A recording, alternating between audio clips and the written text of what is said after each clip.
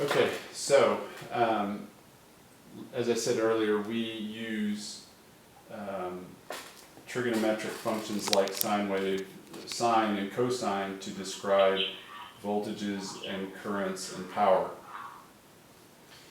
And we have electronic components that we use that have a frequency response to those sine waves and cosine waves.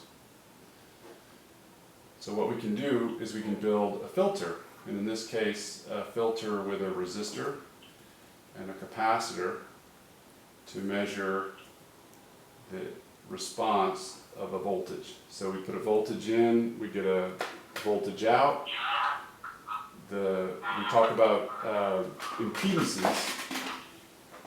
The impedance of the resistor is flat. It basically has no frequency response. And the impedance of the capacitor is 1 over j omega c, where omega is the frequency in radians, so its response will change with frequency. So to look at the response of the voltage, we look at V out over V in and compare the impedances. So in this case, V out is going to be the same as the impedance across the capacitor, and the total will include the impedance across the resistor. So the transfer function is the impedance of the capacitor over the impedance of the capacitor plus the impedance of the resistor, which is equal to 1 over j omega c over R plus 1 over j omega c,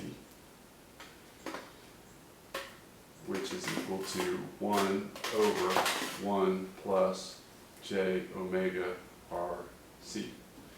So this will have a filter characteristic in the classic way this is drawn, although it wouldn't be completely true for this function, is you would have frequency on the x-axis, voltage on the y-axis, and it would have some sort of characteristic like this, and you'd have a cutoff frequency where the value tends to drop that would be roughly related to omega rc.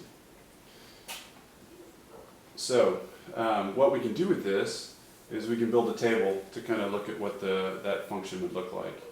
So for the table for 1 over 1 plus j omega rc, if we choose a resistor of 1 kilo ohm and a capacitor of 10 microfarads, or 1 microfarad, let's do 1, it's easier. So that's 10 to the third ohms and 10 to the minus 6 farads. So 2 pi rc. So we can build a table. If we've got a resistor of 1 kilo ohm and a capacitor of 1 microfarad, then 2 pi times r times c is 2 pi, 2 times 3.14 times 10 to the third times 10 to the minus 6th is 6.28 times 10 to the minus 3. And then for voltage versus frequency, if we assume that the Vn is 1 volt, and for different frequencies and V out, we can build a table and see something like what that will look like. So for a frequency of 1 kilohertz, which is 10 to the 3, V out is 1 over 1 plus 6.28.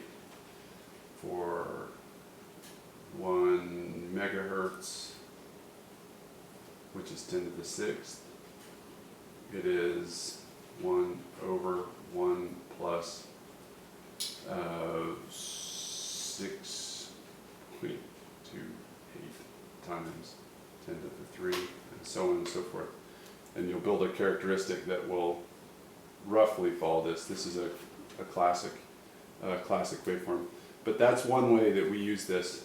We use the trigonometric functions for sine and cosine, and use that to represent the frequency response of the components, and we can build a filter. So that's the problem.